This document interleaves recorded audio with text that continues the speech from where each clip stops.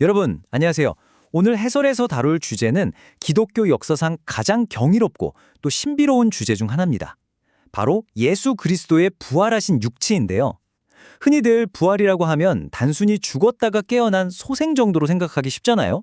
그런데 개혁주의 청교도 신학자들은 이 사건을 완전히 다른 차원으로 봤습니다. 그들에게 부활이란 전 우주적으로 완전히 새롭고 영광스러운 상태로 변화된 엄청난 사건이었거든요. 오늘 우리는 그 놀라운 신비를 명확하고 흥미롭게 파헤쳐 보겠습니다. 본격적으로 들어가기 전에 여러분께 진짜 흥미로운 모순 하나를 던져볼게요. 구운 생선을 맛있게 드시면서 동시에 굳게 닫힌 문이나 벽을 그냥 쑥 통과하는 몸. 와, 이게 과연 가능할까요? 네, 부활하신 예수님의 육체는 무슨 좀비처럼 부패해가는 몸이 다시 살아난 것도 아니고요. 그렇다고 둥둥 떠다니는 유령이나 환영도 아니었습니다. 그건 지금까지 인류가 단 한 번도 경험해보지 못한 완전히 새로운 존재의 상태였어요. 어떻게 이런 모순되어 보이는 일들이 동시에 일어날 수 있었는지 이제부터 하나씩 풀어가 보겠습니다. 오늘 살펴볼 전체 흐름을 짧게 짚고 가죠. 첫 번째로 방금 말씀드린 놀라운 부활의 역설을 짚어보고요. 두 번째와 세 번째로 물리적인 연속성과 시공간의 영적 초월성을 다룹니다. 그런 다음 청교도 신학에 담긴 깊은 의미를 거쳐서 마지막으로 이 모든 것이 우리의 물리적 육체에 주는 소망으로 결론을 맺어보겠습니다. 자, 그럼 첫 번째 섹션입니다. 단순한 소생이나 유령의 개념을 훌쩍 뛰어넘는 그 놀라운 부활의 역설 속으로 들어가 보시죠. 부활하신 몸은 정말 독특한 이중적인 특성을 지니고 있습니다. 한쪽을 보면 십자가에서 고난당하셨던 바로 그 몸과 똑같다는 물리적 실제로서의 연속성이 분명히 존재해요. 그런데 반대쪽을 보면요. 타락한 물리적 세상의 법칙을 완전히 무시해버리는 영적 초월성으로서의 불연속성이 같이 나타납니다. 상식적으로는 서로 완전히 충돌할 것 같죠? 그런데 이 두 가지가 어떻게 하나의 몸 안에서 그토록 완벽하게 조화를 이루었는지 다음 슬라이드부터 자세히 보시겠습니다. 두 번째 섹션, 물리적 실제의 연속성입니다. 고난받으셨던 바로 그 몸이 다시 살아나신 바로 그 몸이라는 사실. 이건 부활이 무슨 영적인 환상이나 비유가 아니라 손에 잡히는 실제 역사적 사건이라는 걸 아주 강력하게 말해줍니다. 성경을 보면 아주 직접적인 증거가 나오죠. 누가복음 24장 39절에 이런 말씀이 있습니다. 유령은 살과 뼈가 없지만 너희가 보다시피 나는 있다. 제자들이 막 유령인 줄 알고 벌벌 떨 때 예수님이 직접 의심을 싹 불식시켜 주신 거예요.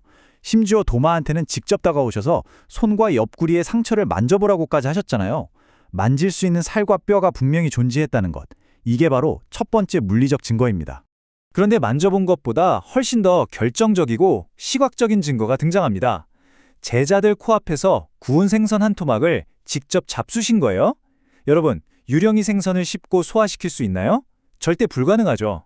눈앞에서 음식을 드시는 이 생생한 감각적 디테일이야말로 그분의 몸이 진짜 물질적인 실체를 가진 육체임을 의심의 여지 없이 확증하는 사건이었습니다.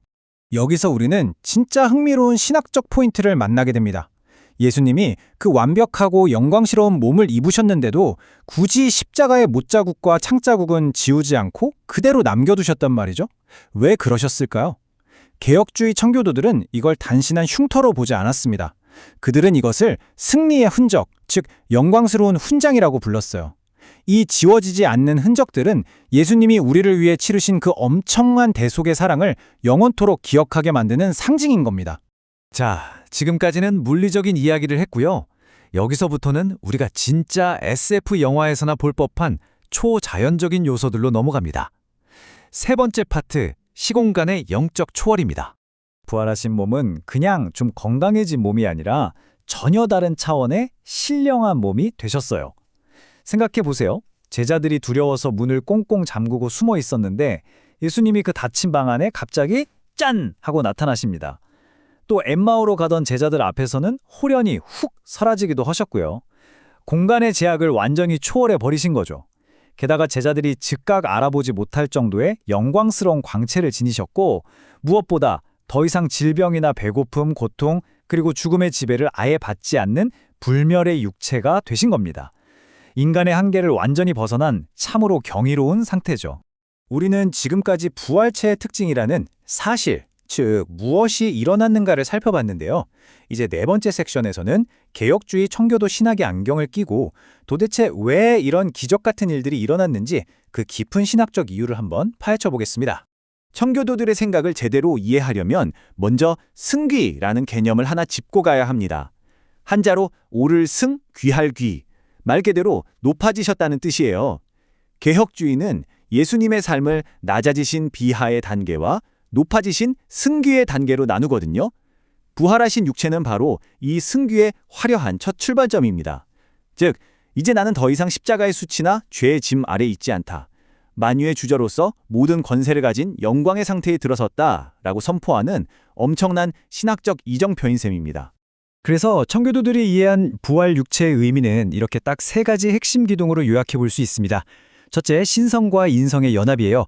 부활 후에도 예수님의 인성, 즉 그 육체는 증발해버리지 않았습니다. 주님은 영원히 참 하나님이시며 동시에 참 사람으로 존재하십니다. 둘째는 성도들의 미래를 보장해주는 첫 열매 개념이고요. 셋째는 방금 살펴본 죄와 죽음을 완전히 밟고 일어서신 궁극적 승리, 바로 승귀입니다. 이 세 가지가 톱니바퀴처럼 완벽하게 맞물려 있는 거죠. 그 중에서도 이 첫 열매 개념은 우리 피부에 제일 직접적으로 와닿는 부분입니다. 고린도전서 15장에 나오는 이 놀라운 교리에 따르면 그리스도의 부활체는 장차 우리 모든 믿는 사람들이 입게 될 미래의 몸을 미리 보여주는 완벽한 샘플이자 100% 확실한 보증수표입니다. 청교도들은 우리가 죽은 뒤에 그냥 영혼만 둥둥 떠다니는 그런 천국을 상상하지 않았어요. 그들은 마지막 날에 우리 역시 예수님과 똑같이 물질적이면서도 시공간을 초월하는 그 영광스러운 육체로 다시 태어날 거라는 육체의 부활을 굳게 믿었습니다. 자, 고차원적인 신학의 세계를 비행해 봤으니 이제 다시 우리의 현실로 착륙해 볼 시간입니다.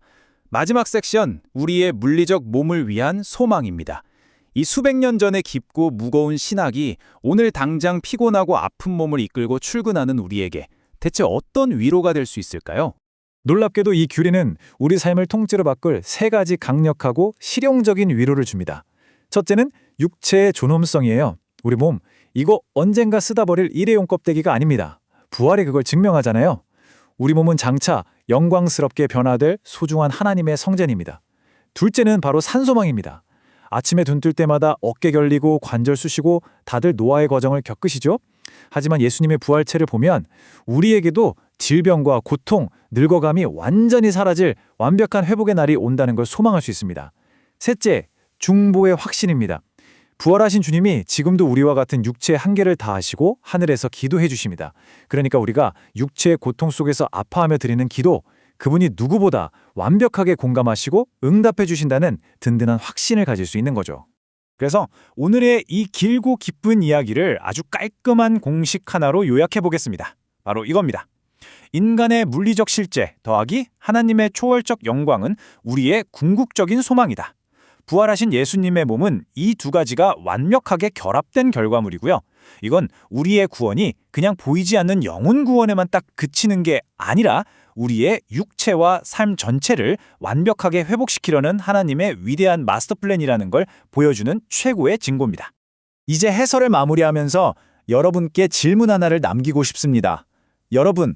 여러분의 몸은 결코 대충 쓰다 버릴 임시 거처가 아닙니다. 장차 다가올 그토록 영광스럽고 불멸하는 미래가 기다리고 있다는 걸 확실히 알게 된 지금, 여러분은 오늘 당장 여러분에게 주어진 이 물리적의 삶과 몸을 어떻게 대하시겠습니까? 때로는 몸이 많이 아플 때, 또 나이 들어감이 서글퍼질 때 이 위대한 청교도들이 발견했던 찬란한 산소망을 꼭 기억해 보시길 바랍니다. 오늘 저희가 준비한 해설은 여기까지입니다. 이 심오한 통찰이 여러분의 일상에 새롭고 활기찬 시각을 열어주었기를 바라면서 여기서 인사드리겠습니다. 감사합니다.